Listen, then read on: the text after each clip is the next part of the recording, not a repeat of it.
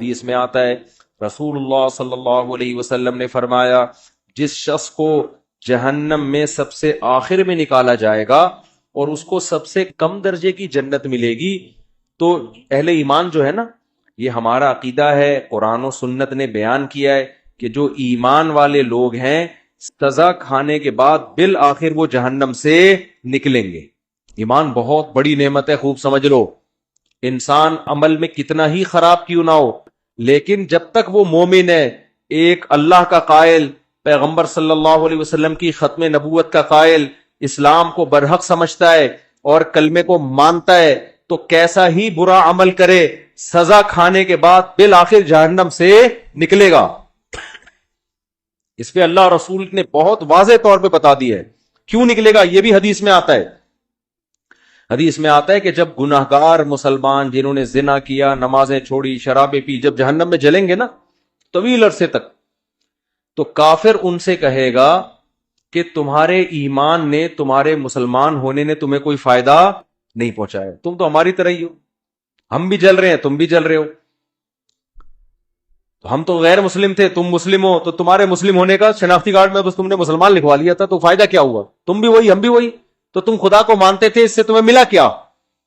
نبی صلی اللہ علیہ وسلم نے فرمایا جب کافر مسلمان کو یہ طعنہ دے گا اللہ کو غیرت آئے گی، غضب آئے گا، اور اللہ کہے گا یہ کیسے ہو سکتا ہے کہ جو مجھے مانتے تھے، جو میرے حبیب صلی اللہ علیہ وسلم پر اور پیغمبروں پر ایمان رکھتے تھے، جو موسیٰ کو اللہ کا نبی مانتے، عیسیٰ کو اللہ کا نبی مانتے، ابراہیم کو اللہ کا خلیل مانتے، آدم کو اللہ کا نبی مانتے، محمد صلی اللہ علیہ وسلم کو اللہ کا نبی مانتے، قرآن کو میرا کلام مانتے، جو مانتے تھے نماز پڑھنی چاہیے پڑھتے نہیں تھے، جو مانتے تھے شراب نہیں پینی چاہیے پی رہے تھے، لیکن مانتے تھے پینی نہیں چاہیے، اس کو اچھا نہیں قرار دیتے تھے۔ ایمان کسے کہتے ہیں؟ برائی کو برائی سمجھو آپ۔ جو مانتے تھے بھائی نشہ نہیں کرنا چاہیے، کرتے تھے، گناہگار سمجھتے تھے اپنے آپ کو، جو بدنظری کرتے تھے، لیکن وہ مانتے تھے کہ یہ اچھا کام نہیں ہے۔ کافر کسے کہتے ہیں پتہ ہے؟ برائی کرتا ہے اور کہتے ہیں اس میں حرج کیا ہے، اس کو کافر کہتے ہیں۔ شراب پیتا ہے، بولتا ہے بھائی میں پیتا ہوں، تیرے کو کیا تکلیف ہے؟ پیتا ہوں تو کیا ہے، اس میں کیا خرابی ہے؟ یہ تو مولویوں نے بولا ہوا ہے کہ نہیں پیو نہیں پیو، اسے کیا کہتے ہیں؟ یہ مسلمان ہے کافر ہے؟ بول لو نا یار کیا ہو گیا یار۔ گناہ کو حلال سمجھ کے کرنا، گناہ کو برا سمجھ کے نہ کرنا، یہ عمل کیا کہلاتا ہے؟ کفر۔ ماں باپ کو اولڈ ہاؤس میں جمع کرا دیا، جیسے ہوتا ہے باہر ملکوں میں، بوڑھا ہو گیا، ابا چل بھائی تو عیدی سینٹر میں جا یار، ان سے بولو یار یہ غلط ہے نہیں کرو، تو کہہ رہے ہیں کیا ہے اس میں یار، وہ وہاں زیادہ اچھی کیئر ہو رہی ہے اس کی، تو اس میں کیا ہے؟ باپ سے بدتمیزی سے بات کر رہا ہے، اسے بولو بھائی، آج کسی کو بولو، کہہ رہے کیا ہے میرا باپ ہے تجھے کیا تکلیف ہے؟ اس کا مطلب یہ برائی کو کیا کر رہا ہے؟ اچھا سمجھ کے کر رہا ہے۔ اور ایک وہ ہوتا ہے کہ اس کو کافر کہتے ہیں، ایک وہ ہوتا ہے جب آپ ہندوؤں میں بیان کرو کہ گرل فرینڈ مت بناؤ، کہنے کیوں نہیں بنایا بھائی، کیا ہے گرل فرینڈ میں کیا خرابی ہے؟ تو برائی کو وہ کیا سمجھ رہے ہیں؟ اس کو برائی نہیں سمجھتے۔ مسلمان نے گرل فرینڈ رکھی ہوئی ہے، اس کو بولیں گے بھائی یہ حرام ہے، تو اس کو تھوڑا سا ندامت کا احساس ہوگا، یار کام میں کیا کر رہا ہوں غلط۔ نکاح پیغمبروں کی سنت ہے، گرل فرینڈ رکھنا یہ کافروں کی سنت ہے، زنا کرنا یہ گندا عمل ہے، یہ پاکیزہ عمل نہیں ہے۔ نبی صلی اللہ علیہ وسلم نے معراج کی رات میں کچھ لوگوں کو دیکھا، ننگے مرد اور ننگی عورتیں آگ میں جل رہے ہیں، اور شعلے اوپر جاتے ہیں تو وہ ننگے جسموں کے ساتھ اوپر جاتے ہیں۔ آپ نے جبریل سے پوچھا یہ کون لوگ ہیں؟ تو جبریل نے کہا یہ آپ کی امت کے زنا کرنے والے مرد اور زنا کرنے والی عورتیں، دونوں کو برہنہ کر کے اللہ نے ایک ساتھ آگ میں پھینک دیا ہے۔ جس عورت کے ساتھ زنا کیا اس عورت کو بھی اسی آگ میں برہنہ کر کے، اور جس نے زنا کیا اس کو بھی اللہ اسی آگ میں ڈالے گا، زنا جس نے زنا کیا۔ سمجھ رہے ہو کہ نہیں سمجھ رہے؟ تو مسلمان گناہ کرتا ہے لیکن اس کو ندامت کہ غلط کر رہا ہوں میں، تو اس گناہ کی سزا یہ اس کو ملے گی۔ لیکن اگر توبہ نہ کی، اس نے توبہ کر لی تو اللہ معاف کرنے والا ہے۔ توبہ کیے بغیر، سچی توبہ کیے بغیر اگر چلا گیا دنیا سے، تو قرآن نے جو اصول اور ضابطہ بیان کیا اس کو سزا ملے گی۔ اب یہ بھی اسی آگ میں جلے گا، کافر بھی جلے گا۔ تو حدیث میں آتا ہے کافر ایک دن اس کو طعنہ دے گا اور کہے گا کہ تمہیں تمہارے ایمان نے کوئی فائدہ نہیں پہنچایا، تم اللہ کو مانتے تھے، ہم پتھروں کے بنے ہوئے بتوں کو مانتے تھے، تو کیا فائدہ ہوا؟ تم بھی ہماری طرح جل رہے ہو اور ہم بھی تمہاری طرح۔ تو اللہ کو غضب آئے گا، اللہ کو غیرت آئے گی، کہ میرے ماننے والے جو برائی کو برائی سمجھا کرتے تھے اور مجھ سے توبہ استغفار کیا کرتے تھے، ان کو میں کیسے ان لوگوں کے برابر چھوڑ دوں جو میرا انکار کیا کرتے تھے؟ حدیث میں آتا ہے اللہ تعالیٰ فرشتوں سے کہیں گے کہ جس نے زندگی میں کبھی کوئی نیکی کی ہو اس کو جہنم سے نکال دو. بہت بڑی تعداد جہنم سے نکلے گی. پھر اللہ کہیں گے اب ایسا کرو، سفارشیں شروع ہوں گی. سفارشیں پیغمبر صلی اللہ علیہ وسلم شفاعت کریں گے. اللہ نبی صلی اللہ علیہ وسلم کی شفاعت کی برکت سے بہت سارے مسلمانوں کو جہنم سے نکالیں گے. پھر رشتہ دار سفارش کریں گے. آپ کا کوئی بیٹا عالم ہو، حافظ ہو، شہید ہے، کوئی آپ کا دوست ہے، جیسے دنیا میں یاد کرتے ہیں نا، نادرا کی لائن میں لگے ہوئے، اندر کوئی تعلق والا نظر آ گیا، آنکھ ماری یار، وہ آ جاتا ہے، وہ بھی آنکھ مارتا ہے. ہمارے ایک دوست تھے اتنے چھوٹے سے نا، وہ پاسپورٹ کی لائن میں کھڑے ہوئے تھے. ہم نے ان سے پوچھا یار کوئی آپ کے ساتھ دلچسپ واقعہ ہوا ہو؟ ان کا قد بیچاروں کا بہت چھوٹا، پاسپورٹ کی لائن میں کھڑے ہوئے تھے. تو ہم نے کہا کوئی واقعہ کہہ رہے ہیں میں پاسپورٹ کی لائن میں کھڑا ہوا ہوں، مجھے بلا ہی نہیں رہا ہوں. تو میں نے کہا یار اتنے لوگ مجھ سے پہلے چلے گئے، مجھے تو بلا. کہہ رہے بھائی تو کھڑا ہوگا تو تجھے بلاؤں گا نا، تو بیٹھا ہوا کیوں ہے؟ سمجھ آ رہی؟ پھر کہتے ہیں میں نے ایسے اچھل کے بتایا بھائی میں بیٹھا ہوا نہیں ہوں، میں کھڑا ہوں. تو عجیب عجیب واقعات ہوتے ہیں پاکستان میں.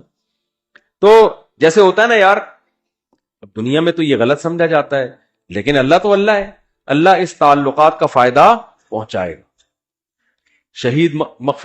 شہید سفارش کرے گا، علماء شفاعت کریں گے، آپ کی اولاد میں کوئی حافظ ہے وہ شفاعت کرے گا، تو اللہ ان کی شفاعت کی برکت سے اور بہت سارے مسلمانوں کو جہنم سے نکالیں گے. سمجھتے ہو گے نہیں سمجھتے؟ پھر اللہ تعالیٰ فرشتوں سے پوچھے گا اب بتاؤ کتنے لوگ ہیں؟ فرشتے کہیں گے اللہ ابھی بھی بہت سارے لوگ ہیں. اللہ فرشتوں سے کہے گا اب کوئی کسی کی سفارش کرنے والا ہے؟ فرشتے کہیں گے اللہ کوئی سفارش کرنے والا نہیں ہے. سب کے جتنے ریلیٹو تھے سب نے نکال لی. اب یہ وہ لوگ پڑے ہوئے جن کا کوئی ریلیٹو بھی انسان کا بچہ، اپنے الفاظ میں کہہ رہا ہوں میں، کوئی حافظ عالم کوئی بزرگ کوئی ہے ہی نہیں. سارے وہی جو برے ماحول میں سب دائیں بائیں برے لوگ ہی تھے. تو اللہ جواب میں کیا کہیں گے؟ هل يبقى الا الرحمن، کہ رحمان تو باقی ہے نا. جب پیغمبر کو اپنی امت پہ ترس آ سکتا ہے، دوستوں کو دوستوں پہ ترس آ سکتا ہے، اولاد کو ماں باپ پہ، ماں باپ کو اولاد پہ، شوہر کو بیوی پہ، بیوی کو شوہر پہ ترس آ سکتا ہے، اور مجھ سے سفارش کر کے نکلوا رہے ہیں، تو میرا بھی تو اپنی بندوں سے خالق اور مخلوق کا تعلق ہے، تو میں بھی تو نکالوں گا نا. تو اب کوئی سفارش کرنے والا نہیں ہے. تو من کان فی قلبہ مثقال حبۃ من خردل من ایمان، جس کے دل میں رائی کے دانے کے برابر بھی ایمان ہے، اللہ فرشتوں سے کہیں گے اس کو بھی نکال کے لے آؤ.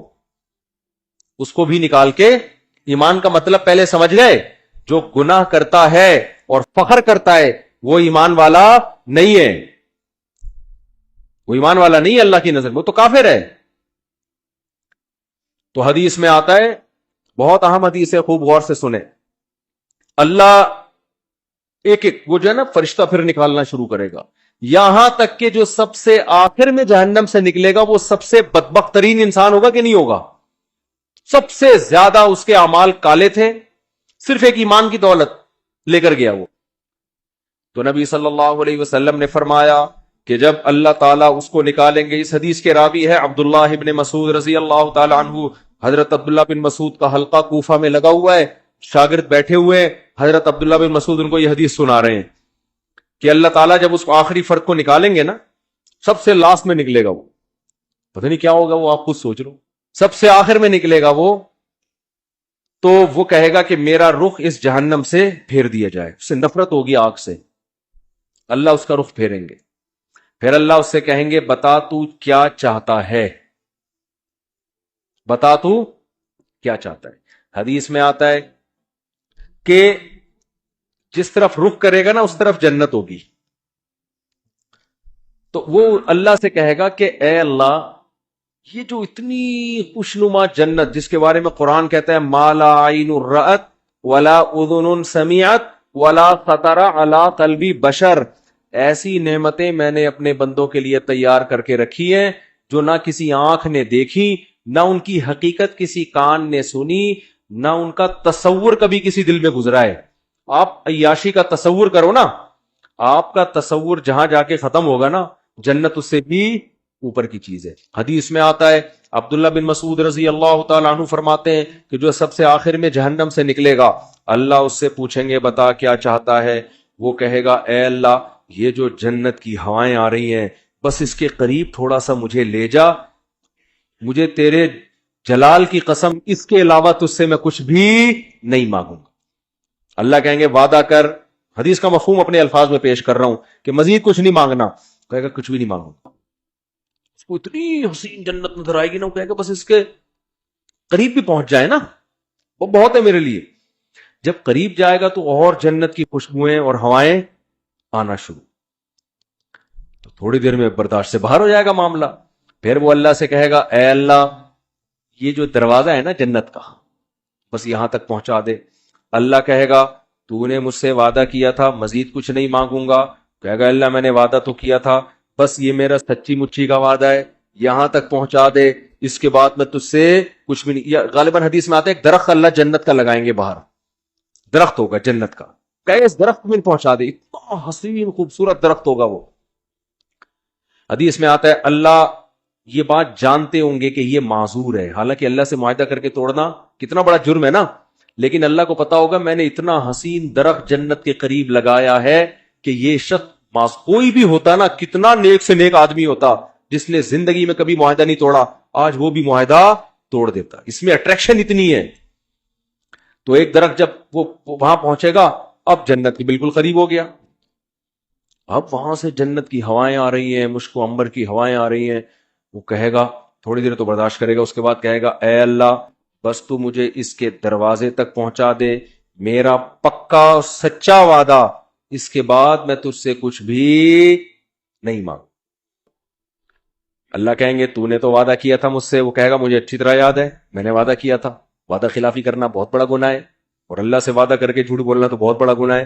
بس ایک دفعہ ہے بھائی اس کے بعد کبھی نہیں مانگوں گا. حدیث میں آتا ہے اللہ جانتے ہوں گے کہ یہ معذور ہے, کوئی بھی اس کی جگہ ہوتا تو جنت میں اٹریکشن اتنی ہے, دروازے پہ پہنچ جائے گا, اب تو اور قریب ہو گیا نا. تو وہ کہے گا اے اللہ اندر داخل کر دے, پکا وعدہ, اس کے بعد میں تجھ سے کچھ بھی بولو نہیں مانگوں گا. اللہ کہے گا تو نے وعدہ کیا تھا, کہے گا وعدہ کیا تھا, اب میں بالکل سچی مچی کا وعدہ کر رہا ہوں, بالکل پکا ٹھکا وعدہ کر رہا ہوں, اس کے بعد کچھ نہیں مانگوں گا.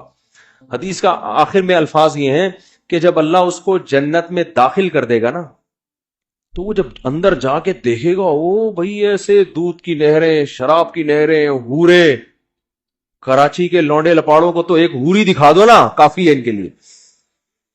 اور یہ تم گٹکے کھا رہے ہو نا, ہور تو دور کی بات, ان دنیا کی عورتوں کے قابل نہیں بچو گے تم. یہ بیڑا غرق کر دیتا ہے یہ گٹکا. ہمارے ایک دوست بہت سگریٹ پیتے تھے, شادی نہیں کرتے تھے. میں نے کہا یار اب شادی کیوں نہیں کرے گا, نا دھواں نکلے گا اور کچھ بھی نہیں بچا میرے میں. وہ بالکل نا ہڈیوں کا ڈھانچہ بن گئے, کہہ رہے اب دھواں ہی رہ گیا, یہ گٹکے ہی نہ ہو, تھوڑا صحت بناؤ یار, سمجھ رہے ہو, صحت بناؤ.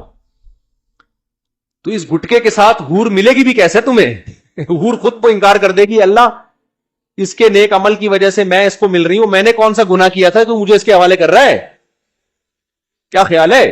تو پہلے گٹکے والوں کو تیزاب سے کلیاں کروائی جائیں گی, اور تیزاب جنت میں نہیں ہوگا. تیزاب کے لیے جہنم میں نہ جانا پڑے کہیں, خدا نخواستہ. تو چھوڑ دو یہ منہ کے کینسر سے کتنے لوگ میں نے مرتے ہوئے اپنی آنکھوں سے دیکھے ہیں جوانی میں.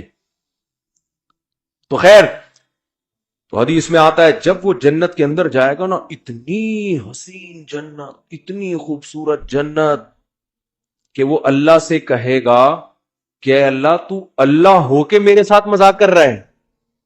یعنی اس کو تصور ہی نہیں ہوگا نا کہ اللہ مجھے اتنی خوبصورت جنت میں داخل کر سکتا ہے. یہ تو ممکن ہی نہیں ہے کہ یار اتنے میں کہاں اور یہ اتنی خوبصورت جنت عیش و عشرت والی کہاں. عبداللہ بن مسعود رضی اللہ تعالی عنہ, انہوں نے جب یہ حدیث سنائی تو یہ حدیث سنا کے مسکرانے لگے. صحابہ کیسے نبی سے محبت کرتے تھے یار. یعنی نبی صلی اللہ علیہ وسلم نے حدیثیں سناتے وقت جو انداز تھا نا, صحابہ کوشش کرتے تھے پیغمبر کا قول سناتے ہوئے ہمارا انداز بھی وہی ہو جائے. تو عبداللہ بن مسعود یہ حدیث سنا کر مسکرائے اور اپنے شاگردوں سے پوچھا پوچھتے نہیں ہو کہ میں مسکرا کیوں رہا ہوں؟ شاگردوں نے کہا بتائیے آپ کیوں مسکرا رہے ہیں؟ انہوں نے کہا کہ نبی صلی اللہ علیہ وسلم نے جب یہ بات ہمیں سنائی نا کہ وہ شخص اللہ سے کہے گا اے اللہ تو اللہ ہو کے مجھ سے مذاق کر رہا ہے بھائی، تو جب یہ بات نبی نے سنائی تھی تو نبی بھی مسکرائے تھے، اور مسکرانے کے بعد نبی نے ہم سے پوچھا تھا کہ پوچھتے نہیں ہو میں مسکراتا کیوں؟ ہم نے پوچھا تھا کہ یا رسول اللہ آپ بتائیے کہ آپ کیوں مسکرا رہے ہیں؟ تو نبی صلی اللہ علیہ وسلم نے فرمایا کہ جب بندہ اللہ سے یہ کہے گا نا اللہ تو اللہ ہو کے میرے سے مذاق کر رہا ہے، تو اللہ بھی بندے کی یہ بات سن کے مسکرائے گا. سمجھ رہے ہو؟ اللہ اس پہ گستاخی کا فتویٰ نہیں لگائے گا. گستاخ اللہ کو پتہ ہے اس کی اندر کی حالت کیا ہے، اندر کی حالت کیا ہے. پھر اللہ اس سے کہیں گے یہ ایک ہے اس جیسی 10 گنا بڑی جنت میں نے تجھے دی ہے. تو بھائی وہ اللہ ہے، وہ انسان نہیں ہے، اس کے خزانے بھی بہت اور اس کے دونوں ہاتھ بھی کھلے ہوئے ہیں. تو اللہ کہتا ہے قُلْ أَأُنَبِّئُكُمْ بِخَيْرٍ مِّن ذَلِكُمْ، جن دنیا کی نعمتوں کے پیچھے تم بھاگ رہے ہو نا، اس سے بڑی نعمتیں ہم تمہیں بتاتے ہیں. وہ کیا ہے؟